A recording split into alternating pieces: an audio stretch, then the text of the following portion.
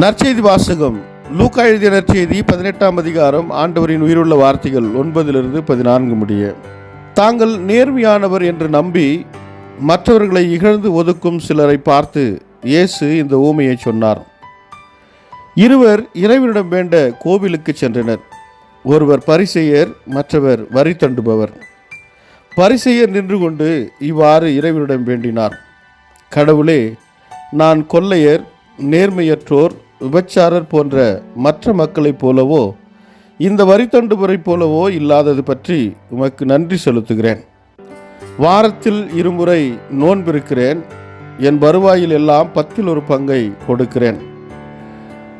ஆனால் வரி தண்டுபவர் தொலையில் நின்று கொண்டு வானத்தை அண்ணாந்து பார்க்கக்கூட துணியாமல் தம் மார்பில் அடித்து கொண்டு, கடவுளே, பாவியாக என் மீது இறங்கியருளும் என்றார்.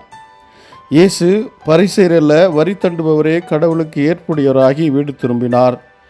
ஏனெனில் தம்மைத்தாமே உயர்த்துவோர் தாழ்த்தப் பெறுவர், தம்மைத்தாமே தாழ்த்துவோர் உயர்த்தப் பெறுவர் என நான் உங்களுக்கு சொல்லுகிறேன் என்றார்.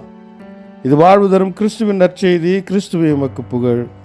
ಲೂಕಾ ಅಧ್ಯಾಯ 18 ವಚನ 9-14 ಅಲ್ಲಿ ಕೆಲವರು ತಾವೇ ಬಹಳ ಒಳ್ಳೆಯವರೆಂದು ಭಾವಿಸಿಕೊಂಡಿದ್ದರು. ಈ ಜನರು ತಾವು ಬೇರೆಯವರಿಗಿಂತ ಉತ್ತಮರು ಎಂಬಂತೆ ವರ್ತಿಸುತ್ತಿದ್ದರು. ಯೇಸು ಅವರಿಗೆ ಈ ಸಾಮ್ಯದ ಮೂಲಕ ಉಪದೇಶಿಸಿದನು. ಒಮ್ಮೆ ಒಬ್ಬ ಪರಿಸಾಯನು ಮತ್ತು ಒಬ್ಬ ಸುಂಕ ವಸೂಲಿಗಾರನು ಪ್ರಾರ್ಥಿಸಲು ದೇವಾಲಯಕ್ಕೆ ಹೋದರು. ಪರಿಸಾಯನು ಸುಂಕ ವಸೂಲಿಗಾರನನ್ನು ಕಂಡು ದೂರದಲ್ಲಿ ನಿಂತುಕೊಂಡು ಹೀಗೆ ಪ್ರಾರ್ಥಿಸಿದನು: ದೇವರೇ, ನಾನು ಬೇರೆಯವರಂತೆ ಸುಳಿಗೆಗಾರನಲ್ಲ, ಮೋಸಗಾರನಲ್ಲ ಅಥವಾ ವ್ಯಭಿಚಾರಿಯಲ್ಲ.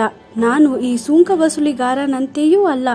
ಇದಕ್ಕಾಗಿ ನಾನು ನಿನಗೆ ಸ್ತೋತ್ರ ಸಲ್ಲಿಸುತ್ತೇನೆ.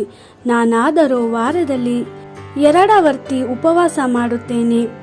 ಸಂಪಾದಿಸುವ ಪ್ರತಿಯೊಂದರಲ್ಲಿಯೂ 10ನೇ ಒಂದು ಭಾಗವನ್ನು ನಿನಗೆ ಕೊಡುತ್ತೇನೆ ಅಂದನು.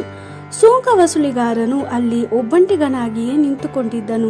ಅವನು ಆಕಾಶದ ಕಡೆಗೆ ಕಣ್ಣೆತ್ತಿ ನೋಡದೆ ದೇವರ ಮುಂದೆ ತನ್ನನ್ನು ಬಹಳವಾಗಿ ತಗ್ಗಿಸಿಕೊಂಡು, ದೇವರೇ, ನನಗೆ ಕರುಣೆ ತೋರು, ನಾನು ಪಾಪಿಯಾಗಿದ್ದೇನೆ ಎಂದು ಪ್ರಾರ್ಥಿಸಿದನು.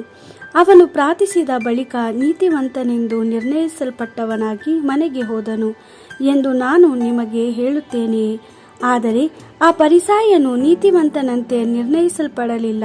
ತನ್ನನ್ನು ಹೆಚ್ಚಿಸಿಕೊಳ್ಳುವ ಪ್ರತಿಯೊಬ್ಬನು ತಗ್ಗಿಸಲ್ಪಡುವನು, ತನ್ನನ್ನು ತಗ್ಗಿಸಿಕೊಳ್ಳುವ ಪ್ರತಿಯೊಬ್ಬನು ಹೆಚ್ಚಿಸಲ್ಪಡುವನು.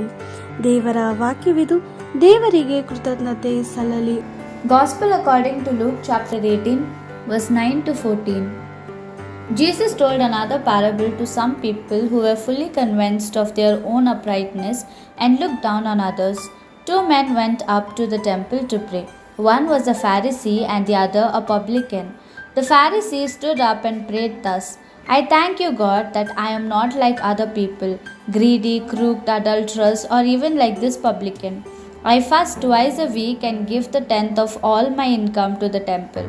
In the meantime, the publican, standing far off, would not even lift his eyes to heaven, but beat his breast, saying, O God, be merciful to me, a sinner.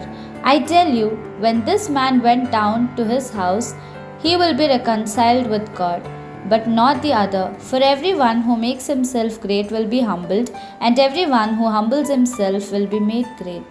The Gospel of the Lord. Praise to you, Lord Jesus Christ.